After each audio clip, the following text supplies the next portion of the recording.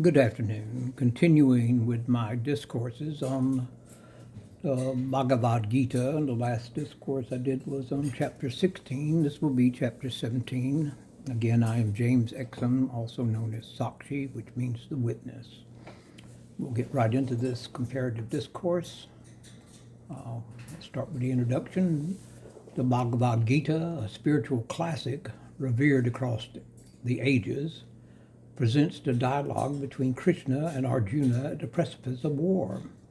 In its 17th chapter, the Threefold Faith, Vyasa, who is the writer of the Gita and the Mahabharata, the legendary sage credited with its authorship, explores the nuances of faith. And we're introducing a new Sanskrit phrase here, new word, śraddhā, S-R-A-D-D-H-A, śraddhā,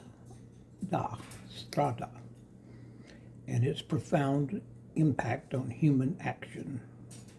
The nuances of faith is śraddhā, and its profound impact on human action and spiritual progress. Over centuries, commentators have illuminated the text in their own lights, among whom Adi Sankara stands as a monumental interpreter of the Advaita Vedanta tradition. In contrast, yet complementary, will be my voice as a contemporary voice. I'm James Exum, as I said, also known as Sakshi, which is the name I gave my soul. That little voice that whispers to you, it's not allowed to truly interfere. It can just simply suggest. I offer a modern comparative perspective, and often comparative perspective. This chapter unfolds as a dialogue not only within the text, but across time, as Sankara and myself engage in an active discourse on Vyasa's vision. Vyasa, one more time, is the author. And I subdivide my writings, my discourses, these are all typed out. I subdivide them and give them minor headings, so to speak. And so the second one we're going into is an overview of chapter 17, the Threefold Faith. That's a tongue twister, isn't it? The Threefold Path. No, sorry. The Threefold Faith. Try saying that 100 times. Chapter 17 responds to Arjuna's query about the fate of those who, lacking knowledge of scriptural injunctions, nonetheless act with faith. And there are folks like that. There are a lot of people out there that are faithful, but they can't quote you chapter and verse from any holy book or anything of the nature. Yoga books are not holy, they're sacred, but they're not holy. Krishna's reply is subtle and intricate, classifying faith into three types: sattvic, which is pure; rajasic, which is passionate; and tamasic, which is ignorant. This reminds you, I'm sure, of the gunas, because it's mirrored on the gunas. Mirroring the three gunas are qualities woven into the fabric of prakriti, which is nature. Every act Krishna averts is conditioned by one's faith. And so faith shapes and colors rituals, austerities, and even dietary preferences. I can attest to that. Sattvic faith, these are bullet points. Sattvic faith is uplifting, serene, directed towards the divine, and aligned with scriptural wisdom. Rajasic faith is ambitious, ostentatious, seeking rewards, and rooted in desire or ego. Well, it's not a shocker that something that's rooted in desire or ego would be ambitious, ostentatious, and seeking rewards. Tamastic faith is ignorant, blind, stubborn, and often destructive. It sort of reminds me of some of the old boys running Washington nowadays. Unreflective of true understanding. Oh, well, that drove the point home, didn't it? hit the nail on the head, or spike on the head. Krishna further expounds on the threefold divisions of sacrifice, which is yajna, austerity, tapas, and charity, dana, emphasizing not just the outward act, but the inner disposition. Now, when you hear me occasionally go off script and go on a short, I consider them harmless tangents compared to what is being said publicly on the internet and on the non-cable channels. There's a lot of diversity out there of some really horrible commentary. I'm just simply throwing in a barb here and there because I think it's necessary to bring people back to their senses. We need to go back from whence we came, which was a civilized country. It's becoming highly uncivilized simply because of the present leadership. The culmination is the verse Om Tat Sat, the threefold designation of Brahman, extolling the ultimate reality that upholds and sanctifies all sacrifices and action. Om Tat Sat. Vyasa's wisdom, the core message. Vyasa's narrative through Krishna's words delves into the psychology of faith. Unlike dogmatic adherences to ritual, true faith is revealed through intention and understanding. Well, that's true of a lot of things. Intention and understanding reveals a lot on various subjects and matters. Vyasa's genius lies in his insistence that spiritual progress is not the exclusive domain of textual scholars or ritualists. Even those acting outside the letter may be elevated provided their faith is sattvic, rooted in purity and selflessness. He makes a case for inner transformation over mere external conformity. Well, that's a beautiful case to be made. The chapter structure, moving from the classification of faith to the sanctifying formula of Om Tat Sat, invites readers to move from form to formlessness, from ritual to realization.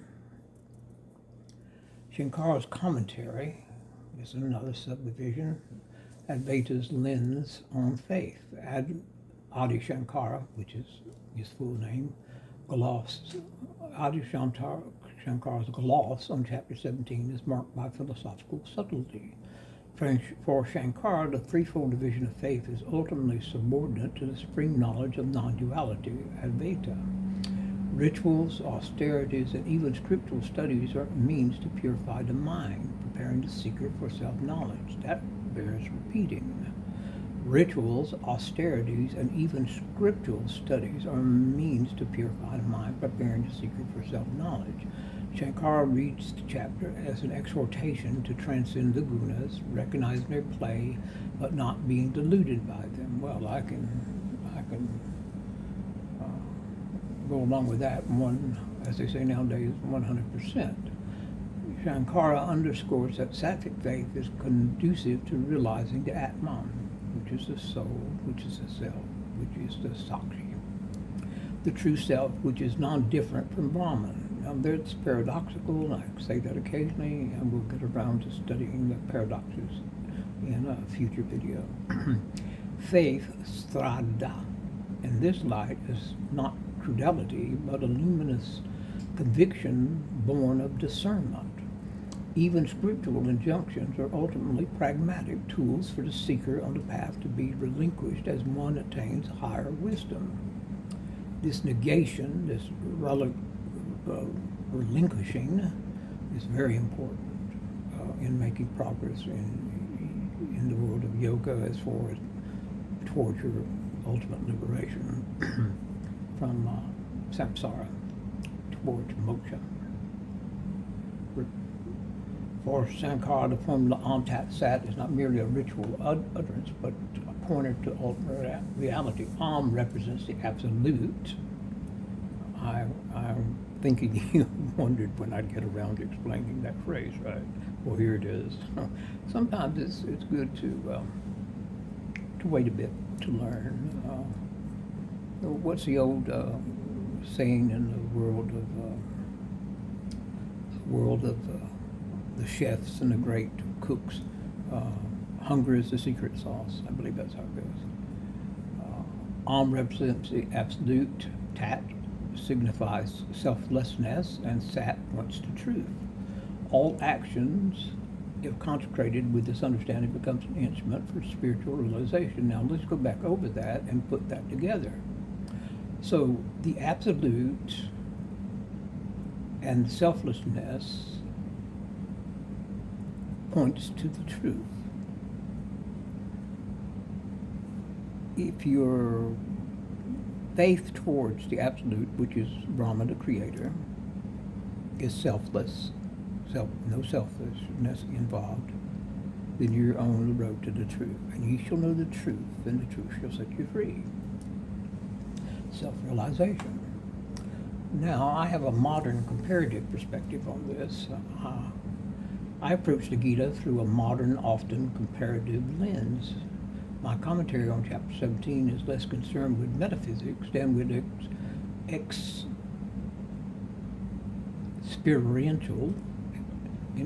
experienced and the ethical dimensions.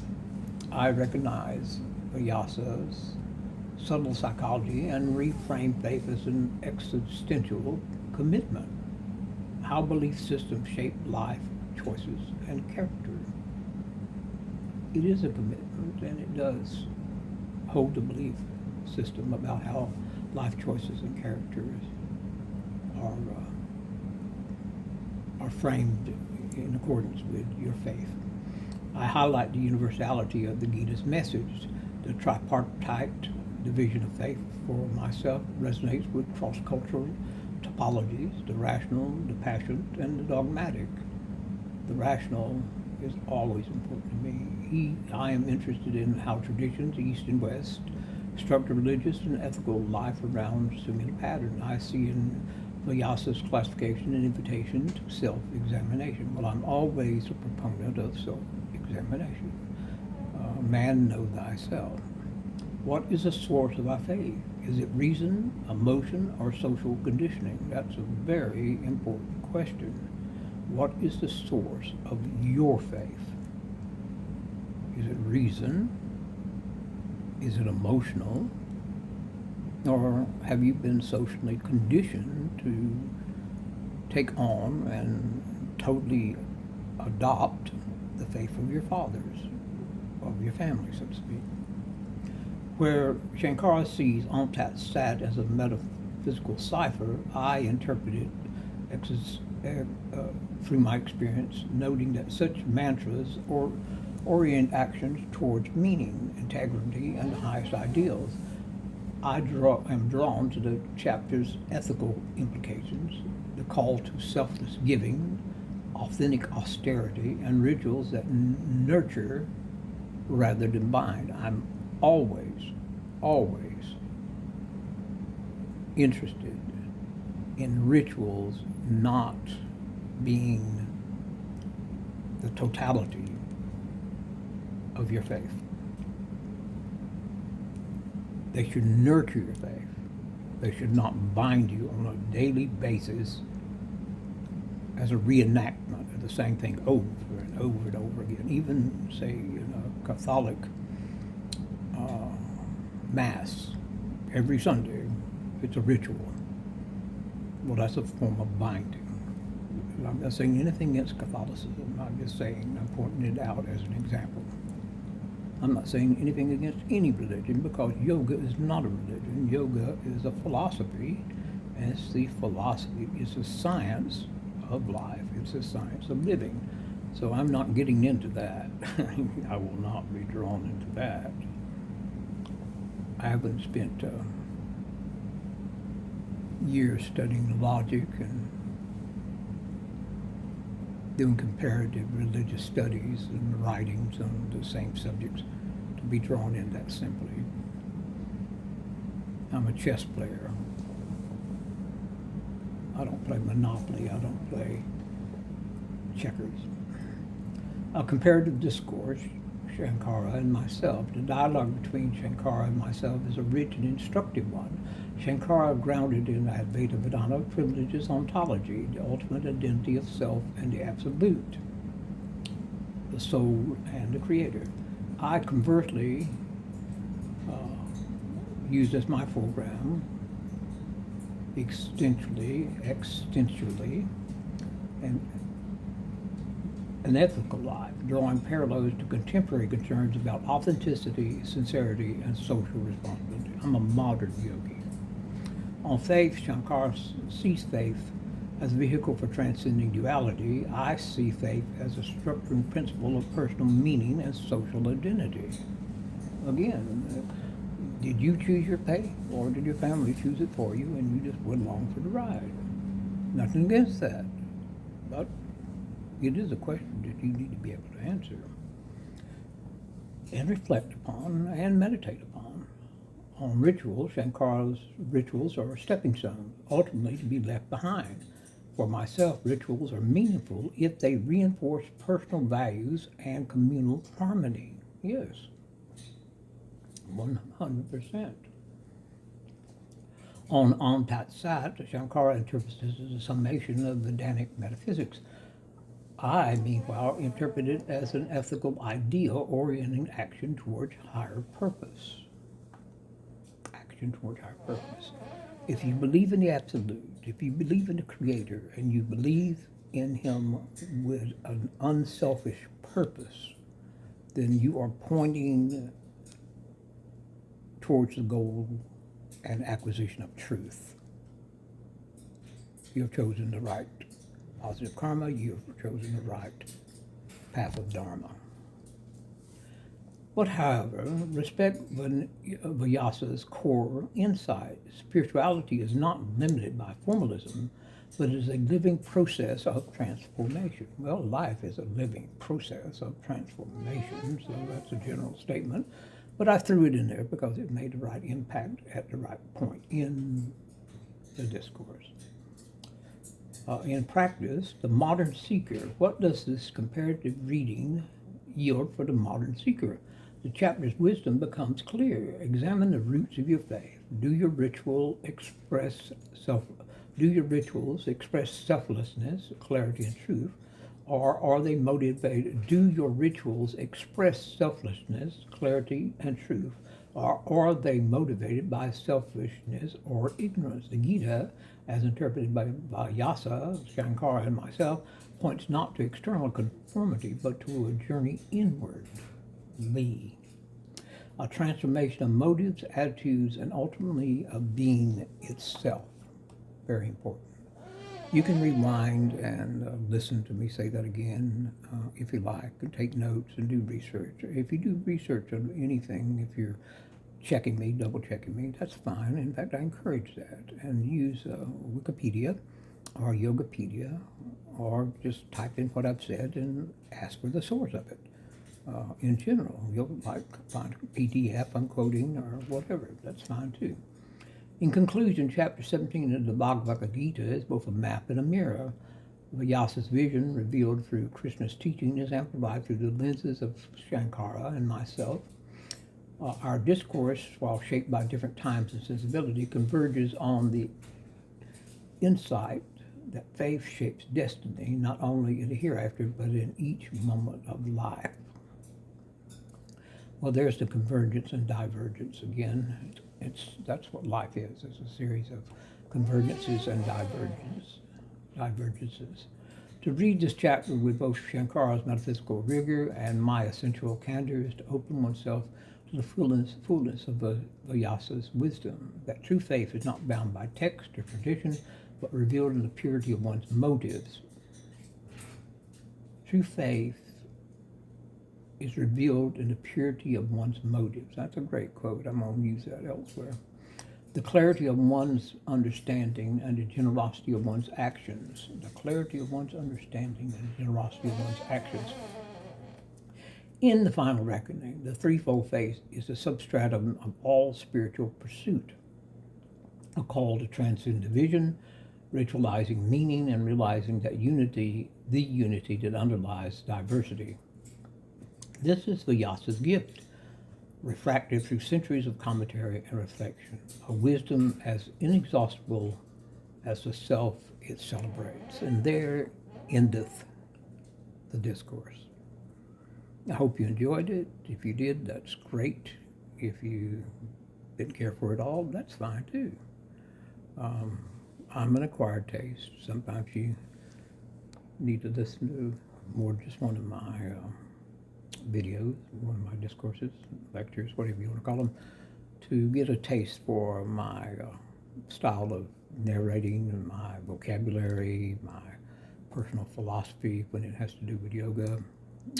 I've been at this almost 50 years as far as the study and the comparative studies of yoga philosophy and the different religions of the world and so forth. I settled on yoga because it makes the most logical sense to me as a logical man, as a knowing person, as a organized individual. So there it is, and I'll close as I always do. Be good to yourself, be good to others, be good to your family and to strangers. And who knows, someday we may wake up from this Earth 2, as they're calling it on the internet now and on some of the cable channels. We may wake up and it won't be Earth 2 anymore. The politicians with their egos and their self-serving attitudes and actions will have passed through the history books, hopefully graded badly, because they more than deserve it. Karma is out there and it is coming. Karma is coming for the naysayers and the nay-doers. So be good to yourself, be good to others, and who knows, someday we may wake up and look around and say, oh, here, we're back. This is the old world we knew when we were growing up, and people were decent, and friends and family were decent, and there was no fights at Thanksgiving and Christmas gatherings or whatever holidays. And, you know, we can actually talk to our neighbors again, and we're back to being a normal, civilized country. That's my hope, that's my ambition, that's my wish for all of us. So again, if you enjoyed it, thank you. If you didn't, that's okay too. And keep the faith, my friends. It's very important. That's there's a pun there. See, I do have a sense of humor. The chapter was about faith, so keep the faith, but make sure it's real and there's no selfishness in your faith. Make sure you agree with it in your heart and soul. And goodbye to you. I'll see you later, and thanks again.